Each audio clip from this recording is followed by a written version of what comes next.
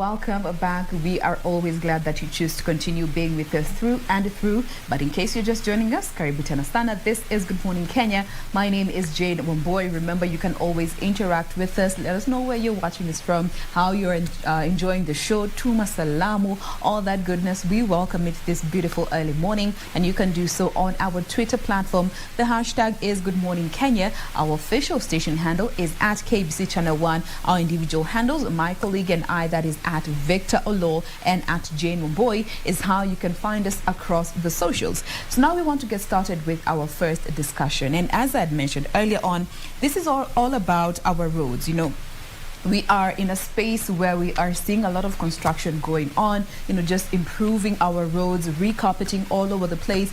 But on the flip side, road degradation is something that we don't always get to talk about on a national platform. We complain about it on social media, we complain about it in our local setups, but we never really get to have such conversation and, on such platforms to understand why this is happening and, you know, what are required of the drivers who use the roads and any other person who is a stakeholder or part of the value chain when it comes to their role in the road degradation. So that is what we want to talk about today, and more so looking at the aspect of overloading of trucks on our road and what consequences that has on our roads. To help us with this conversation this morning, we have with us in studio engineer Michael Ngala Achieng, who is the assistant director in charge of the Axle Load Control Unit at KeNHA. Good morning, engineer. Good morning, Jen. Thank you for making time to be with us today. Very well. We are hoping to be a learned person by the time we come to the end of this conversation. Right. Now, I just wanted to just dive straight into it and just generally looking at the people's perception when it comes to the state of our roads and the people's responsibility. Where would you gauge Kenyans when it comes to how we take care of our roads and how we even use them? Thank you, Jen. One of the greatest assets that we have, yes, in Kenya is the road network. Actually good road network. Yes. And it's good that government has continued to steer the development, the maintenance, the rehabilitation and preservation of the road asset in our country. By and large, this region, our road network is actually very good. Yes. And as Kenya National Highway Authority, we seriously guard that asset for the good of us all. Yes. KeNHA is in charge of the key trunk road network, international trunk roads and the national trunk roads, which are the backbone of the road transport. Yes. So it is an asset that brings in livelihoods to us as Kenyans, and also in the entire region. As a whole, yeah. As a whole. So it's very important that we ensure that our road condition is in perfect or near perfect condition. Yes, we as a people have a responsibility. We have a responsibility. We always point the finger on the organizations that have been given the mandate to, you know, when it comes to the construction, maintenance of all these roads. But let's just now come to your side of the divide, and even for the benefit of our viewers, start by understanding what the Kenya National Highway Authority as an organization is about, its mandate and responsibilities when it comes to the road network. Yeah, thank you, Jen. Kenya National Highway Authority was established in 2007 by the Kenya Roads Act. And that act established 3 road authorities, which actually reformed the road subsector from the Roads Department in the Ministry of Roads and Public Works, then to the now Kenya National Highways Authority, yes, Kenya Rural Roads Authority, and Kenyan Urban Roads Authority. The Kenya National Highways Authority is in charge of Class A-B roads and also the S. S here is the superhighways. Okay. We have the Thika superhighways. There's no other road in Kenya like the Thika superhighways, which is on its own class. And Class A-B? And then the Class A are those that connect internationally important centers. Okay. Like say the road from the port of Mombasa to Nairobi to Malaba. All right. These are actually key international areas. Then we have the national trunk roads. These are now other roads apart from the key road corridors. I would give an example of, say, a road from, I don't know which one you're familiar with, but if you are talking of, say, a road from Isinya, Kiserian, Gong. Okay, yes. I understand, yeah. The road from Maima Hill to Narok to Kaplong, those are the roads. Those are now national important transport. Yes. So KeNHA is in charge of that. Okay. In terms of maintenance, in terms of the construction, that is development, and also the protection of the road asset as it is. We have the road reserves. Yes. All right. Right now, when you're moving along our corridors, you see very well cleared roadways, and you can actually see it enhances safety. Yes. Yes. And of course, we have a policy. We don't want to see potholes on our highways. But of course, that also is contributed by other factors. Yes, which we'll be getting to in a minute. Which we'll be getting into. Yes. Now, when you're looking at our roads, in order to qualify this as a good road, after having undergone a maintenance or recarpeting, after having gone development, what are those units of measurements that, as KeNHA, you use to determine the quality of the roads that are there?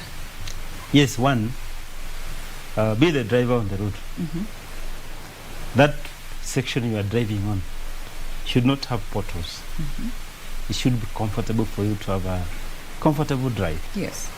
The drainage should be clear and free draining. If it drains, the water is able to pass. The verges, that is from the drain going towards the boundary, should be cleared. Very low vegetation. So that you're able to see where you are going. Visibility issues. Visibility should be clear. If something happens to come to the road, you're able to see and take appropriate measures as a driver. Now, that is the measurement of how you look at what a good road is. It's a road which can give you a good level of service. Yes. All right. Now, I want us to now come to Axle as a unit, which for most people might not even know this actual unit exists unless you are a driver, then you have interacted with this particular unit. But for the benefit of our viewers, what is the Axle unit all about? First of all, I would start by enlightening the viewers on what an Axle is. You have the front wheels. Now you have a wheel on this side and a wheel on the other side. There's a bar which is connecting them so that they move. So that combination is an axle. Okay. It is the point at which the weight of the vehicle is transferred onto the road and distributed. Yes. And, yes. So we have various configurations of axles, ranging from the small cars to the medium goods vehicles. These are like the canters, which have got the two axles, the front and the rear. And then you have those many others, which are varied. Yes. We have around 7 axles maximum, which is allowable in the Act, both the East African Community Vehicle Load Control Act and our own Kenyan law, the Traffic Act. Yes. So, the total that a vehicle should actually carry, inclusive of its weight, is 56 tons. Is that the maximum within our country? That is the maximum weight. That's the maximum weight of a truck within our country and also within the region. Okay. Because we are interconnected one way or another by our neighbors, our neighboring countries. Yes. Yes. Now, looking at these requirements, the rules and regulations within the Axle unit, do you feel our road users are as informed about what these rules and regulations are when it comes to weight and load control on our roads? Well, the transporters, most transporters are informed. A number of our users may not be, but it also depends on which side you are. Those who are in the trucking industry actually are very much aware of the axle loads limits that they're supposed to observe as stipulated by law. Now, the rest of the other ordinary Kenyans who may not be in the trucking industry may not be very conversant with the loading limits because sometimes they're never there. Yes. In areas or issues which now will bring concerns as to how our vehicle loading is carried out. But by and large, this is something that is continuous. We continue to inform the public. Yes. Even if you're not a trucker, to understand the basics of being a road user. Yes. Now, that brings me to the whole aspect of weight bridges. You know, yes. For some, we just see trucks, you know, in a queue waiting to be weighed. That's just part of what is normal. But what is the purpose of having these weight bridges at specific points? And even if you tell us how many weight bridges we have across the country. Thank you, Jain. Weight bridges are actually overloading control centers. Mm-hmm. In the sense that when a vehicle gets into the weight bridge, we have equipment, what we call the multi-deck scales. We have various ways of measuring the weights. Mm-hmm. So when a vehicle is weighed, you're able to see the total weight of that vehicle. Of course, that would be compared with what the law provides. Mm-hmm. It is at that point that you see that this is over or this is below. Depending on which category it's Depending on which category it is in. Mm-hmm. Yes. An example is a vehicle. These tippers, the ones that you see are carrying construction materials. Back and forth. Back and forth. Yes. They have a front axle. Mm-hmm. Then you see two others. Yes. Closely connected at the rear. Now, that truck is supposed to carry a total of 26 tons. That's 26 inclusive of the weight of the truck itself? Yes. Okay. That's inclusive of the weight of the truck itself. Mm-hmm. So you have like, the weight might vary. There are those trucks which are light, maybe you find maybe 11, 12 tons. That means it would carry between 15 to 14 tons of load. Or if it is higher, maybe 16 or 18 tons weight, load, then definitely for you to comply, you'll actually be carrying less less load. So when you go to the weight bridge, we're actually weighing these trucks so that we determine the weight. But you know, we have also improved a bit on the weighing process, because if you went to a 3-way bridge here, you will find that there are many trucks. And we don't weigh all of them. We just weigh a sample, maybe 10-15%. Yes. But there's a way we actually filter which truck gets to be weighed and which one proceeds. We have installed what we call a high-speed weight motion, which is we have placed sensors on the road which are able to detect whether a vehicle is overloaded or not. So if it detects that a vehicle could be overloaded, then there's a display unit which the driver is able to see as he drives. He has not stopped.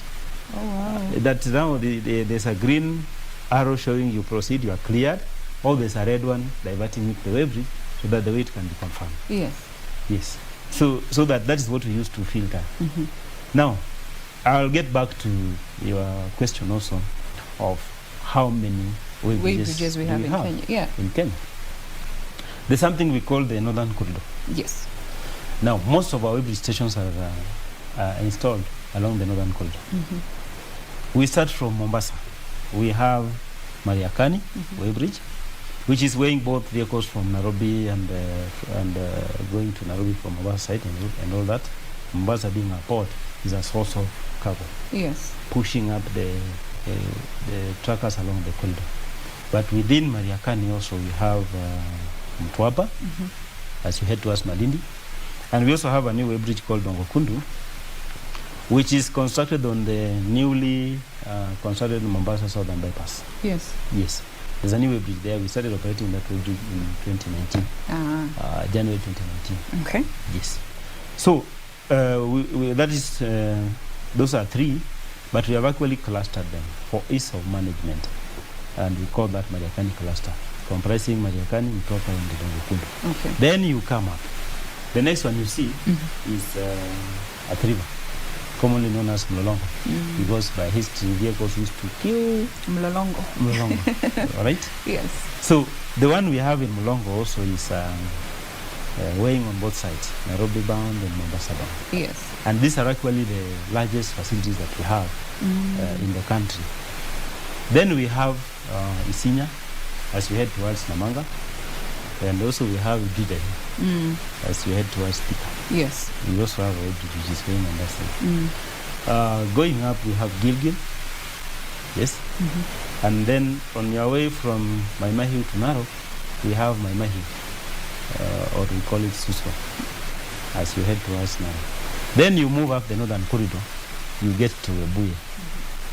So Wambui, we also have a way bridge there. Then you exit the border point at Malaba. That's a total of about... Those ones are actually 9. 9-way bridges. 9-way bridges. Okay. But there are 2 others. We have Busia, at just before you get to the one-stop border post. Yes. And we also have Rongo. So we have a total of 11 static way bridges. Those ones are called static way bridges. You are weighed when you stop. Yes. Yes. Not on the go, as opposed to... Yeah, as opposed to the way bridge, the high-speed way motion. Yes. But also, we have also devised other mechanisms of monitoring the road sections where we don't have the static way bridges, what we call now virtual way bridge stations. These are actually stations that, way bridges that are installed on the road. We actually cut the road and put sensors with a camera system which is able to track and relay that information in real time. Yeah. And you don't have to stop. But that information is actually transmitted to the static way bridges and also our control center, where we're able to view what's happening in those places. We have the southern bypass, the Nairobi southern bypass. We have actually 2, one on each side of the road. The virtual way bridges. Okay. Yes. Then we have, as you head up, we have one in Ahero, just before the Nyando River. Yes.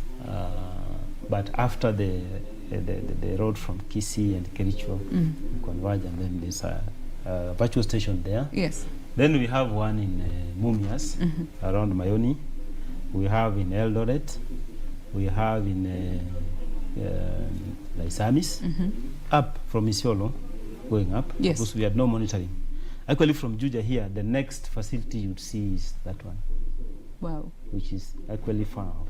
Now, in line with ensuring that, in as much as we have all these way bridges put in place, yes, efficiency still remains to be something that has to be monitored on a constant, and to ensure that they are relaying the proper information, and it requires manpower at some point.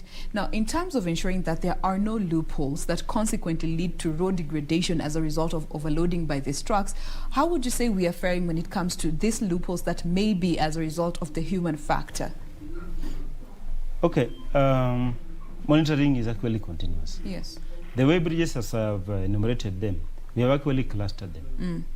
So we have outsourced the management and operation of these way bridges to contractors. Yes. Who carry out the operations on our behalf. Apart from the static way bridges, apart from the virtual way bridges, we also have mobile way bridges, which we use to patrol the networks. The management contractors, who are actually outsourced services, each one of them has got a mobile unit for monitoring the other networks. Okay. Because actually no overloaded truck would deliberately bring themselves into the way bridge. Yeah. Right? So we have to get mechanisms of monitoring. How are these? Now, on the northern corridor, we have the transit trucks. These transit trucks, most of them are compliant. About 98-99% are compliant. That's good. Yes, which is actually a very high level of percentage. Compliance. All right. On the other networks, where you may find that you don't even have the static way bridges, those are actually areas where you may find challenges. But through monitoring, the mobile and even now the virtual stations, which now the transporters are aware of, the compliance level you find somewhere around 70%, which is actually not bad. But of course, we need to improve towards 0. Yes. For us as KeNHA, the day we get 0 overloading, that's actually the best day for the road sector. Because we know nobody is actually infringing on the structural integrity of the road as is. Now, maybe you could even help us understand, looking at this structural integrity, as you have rightfully put it, what are the consequences of overloading? And not just by 1 truck or by 2 trucks. It is a number that you cannot really put a figure to. But over time, what consequences are on the road, looking at integrity as a result of overloading by mostly these trucks that transport material, building material? Yes. Overloading consequences are actually very serious. Yes. There are things we don't want to see. Even as an ordinary Kenyan, you don't want to see. One of the things you don't want to see is a pothole. on the road. So overloading causes premature failure of the road, because we're actually giving it more than it was actually designed to carry over a period of time. So it actually, if a road was to last for maybe 10 years, 15 years, then you end up with a road lasting maybe 6, 7, 8 years at best, if it is not protected. So actually, axle load control is a way of protecting the roads. An overloaded truck, for example, apart from destroying the road pavement, the road structure, is also dangerous to other users. It's difficult to control. If an overloaded truck loses control, definitely that's an accident scenario. We actually don't want to see such kind of things happening. So it's a safety concern, in other words. Yes. Yes.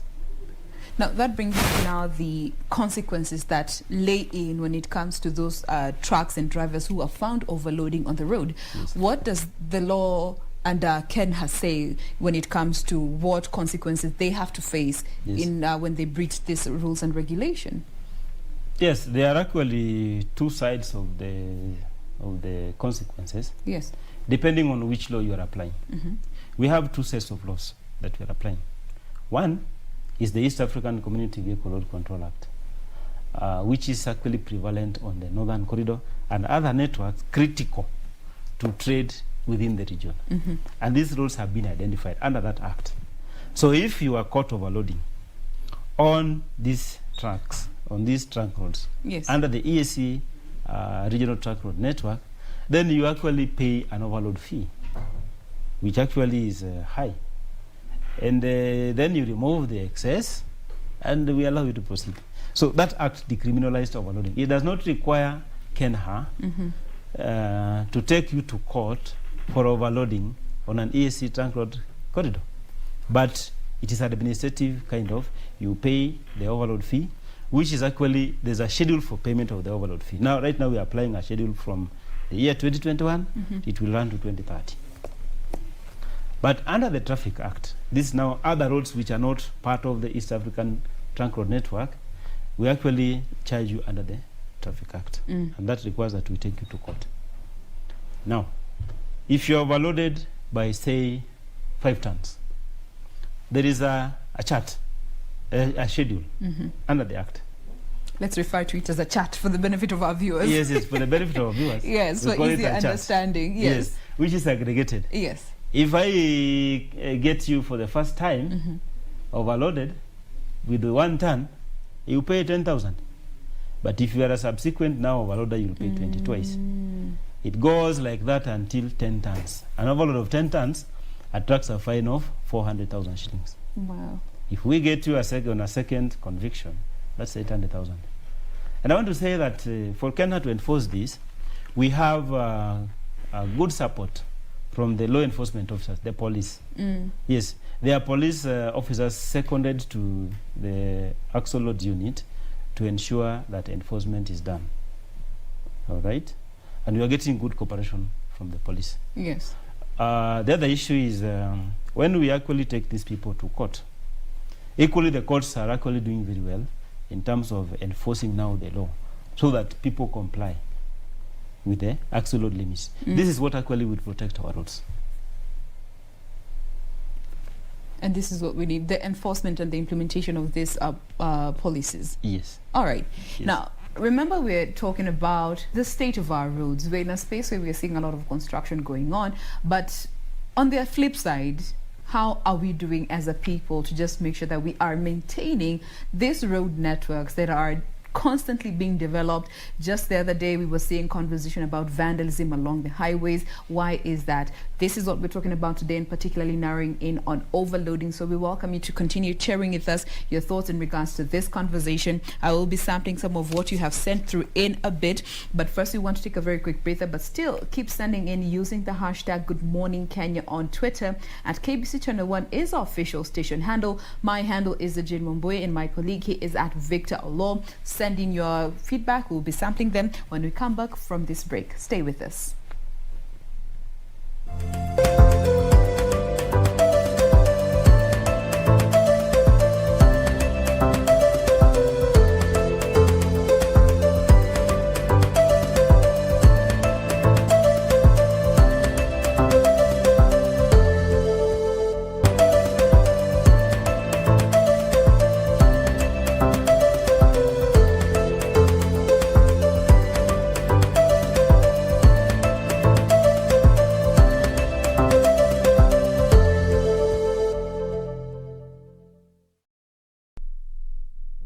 back. We continue with this conversation all about our roads and the question of degradation, particularly stemming from overloading of trucks on our roads. In studio this morning, we have engineer Michael Ngala Achieng with us in studio. He is the Assistant Director in charge of the axle load control at the Kenya National Highways Authority. And to just continue from where we left off, and now I want us to look at the trucks themselves. You know, in the construction space, for some people, they perceive the ukiona lori imefanya kazi imekula life, unajua hii itanifanyia kazi mzuri. And on the flip side, there are those who do not like those particularly trucks that they seem very worn off.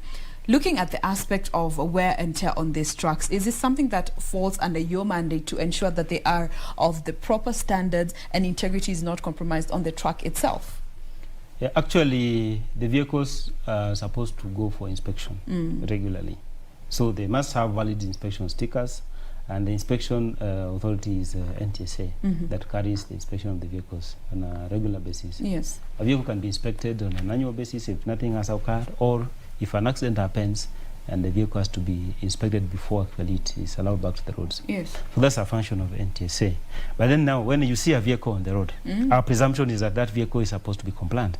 But actually, when the vehicle is intercepted, maybe say through the highway bridges or even the mobile patrols, then actually the vehicle has to be inspected to check if it is actually suitable.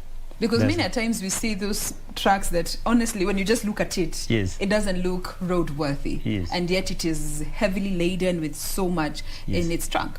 Yeah, so those are things that we actually check when we intercept a vehicle. Otherwise, ordinarily, the traffic officers that are there on the road are supposed to actually check on the regular compliance. That's why we have traffic police on the road at certain sections. Yes. Although now their numbers are reduced, but the function is to check on the roadworthiness of the vehicles on the road. All right. Yes. Now, looking at how you also work with other agencies that, you know, have a huge role to play when it comes to the transportation sector and the roads, you know, there's the NTSA, there's the police, the traffic police. How do you work with them to ensure that you are working towards the same goal? You know, you might find a situation where a driver has been found with a truck that is overloaded, or a specific company usually is found to have trucks that are overloaded. How do you work together to ensure that you don't have repeat cases from the same company or from the same driver over and over again, and yet they are still on the roads?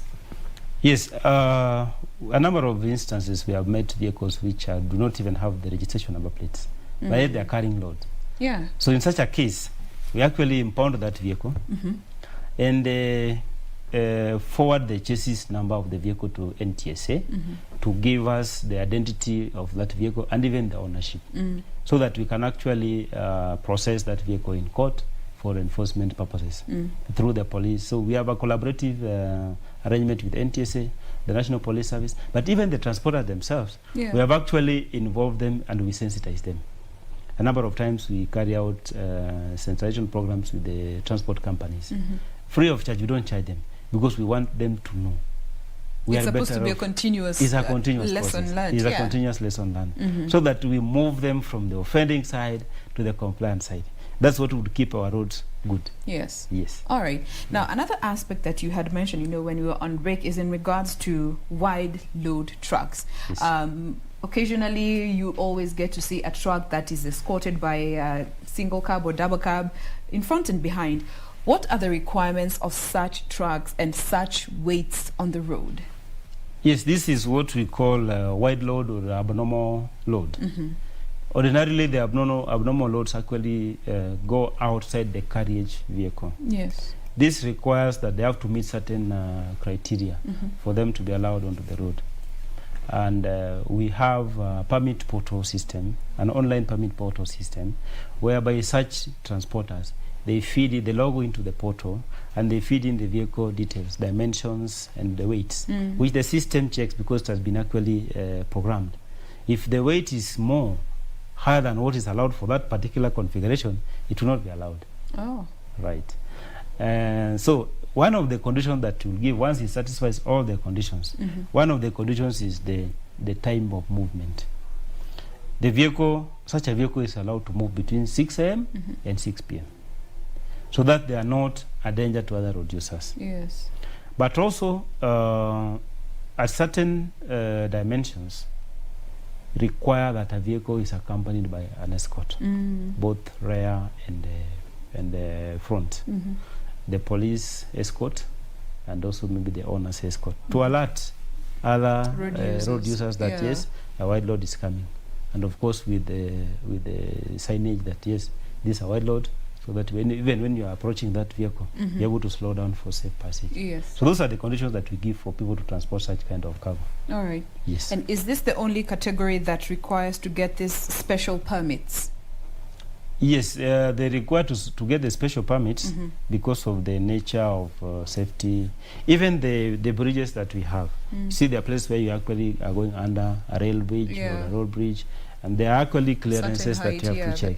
So if you are to go through a particular route, you have to give us your route location plan, how you plan to move with this, because some of them may actually be excessive. So in that case, you have to get routes which are actually avoid such kind of bridges. All right. Yes. Now, as we bring this conversation to a close, maybe you could just take this time to speak to our viewers, the drivers, the truck companies that are there, when it comes to understanding that each one of us has a role to play when it comes to the maintenance of these roads. We are happy to see a lot of construction going on. We're happy to drive on smooth roads. But when it comes to our responsibility, what do we ought to do and do better? Yeah, thank you. It's our responsibility as a whole, as a country, that we must take care of our asset. The coming financial year alone, government has allocated over 180 billion to go into road construction. You see there are a lot of work that is being done here in Nairobi alone, all right? And we are doing it all over the country. We are investing. So we need to protect this asset. We also encourage the wananchi to report to us areas where they see this kind of activity as a menace, because it's actually destroying their road. Yes. So we have a responsibility to safeguard it. The drivers and the motor vehicle owners, they have a responsibility, both of them. First, the owner is not supposed to allow his vehicle to be driven on the road while overloaded. He has a responsibility to control that. Yes. The driver also is not under obligation not to drive a vehicle when it is overloaded. Yes. So both of them have to be cautious on vehicle loading. The person who is loading this cargo should also be cautious that, yes, I actually should not overload this time. So when we have a shared responsibility like that, we will not actually go wrong. But of course, instances happen where you find either out of ignorance or whatever, that the vehicle is overloaded. This must actually be stopped. And it starts from the trucker, the driver, the owner, and the loader. All right. Yes. Now, looking at, you've mentioned, the aspect of reporting mechanisms. What are these reporting mechanisms and platforms that are available for even people to report cases that they see road vandalism on our roads by individuals and even trucks, cases of overloading? How can the people be able to share this information with KeNHA? We have a toll-free line at KeNHA, which is manned by our customer care staff. Yes. Of course, during the normal working hours. We have got our Twitter and Facebook handle online and social media. So we actually able to get this feedback from the wananchi. And actually, when we get feedback, we actually look into them and also act, because they are actually a source of information. Yes. That if you are getting feedback from the wananchi, it tells you they're actually playing their rightful role of also helping to safeguard the asset. Road maintenance, road construction is actually an expensive affair. The worth of the road asset in these countries is over 3 trillion shillings. Imagine that. All right? And so it's a critical investment, it's a critical infrastructure that has to be protected by all. We all pay taxes. Oh, right? Yes, we do. Yes. And also we are also getting support from the development partners, but that investment has to be protected as well. Yes, and the responsibility to protect it is both yours and mine. And also you, the user. You, the user. Because at the end of the day, if the road degrades, you, the user, are the one who's going to face the harshest consequences on both the car and your personal comfort, even your mental peace. So we all have a responsibility when it comes to the maintenance of our roads, even as the relevant organizations do what they need to do to make sure that the road network is constructed and maintained. We have a role to play when it comes to the maintenance bit of it all. That brings us to a close of this conversation. Once again, we have been speaking with Engineer Michael Ngala Achieng, who is the Assistant Director in charge of the Axle Load Control Unit at the Kenya National Highway Authority. Again, if you are in a position where you see something that is not rightfully happening on the road, feel free to reach out and report this, because it starts with you and I to ensure that the state of our roads continues to be A1 as we like it. We have more of Good Morning Kenya coming up after this break. Do stay with us. We'll be right back.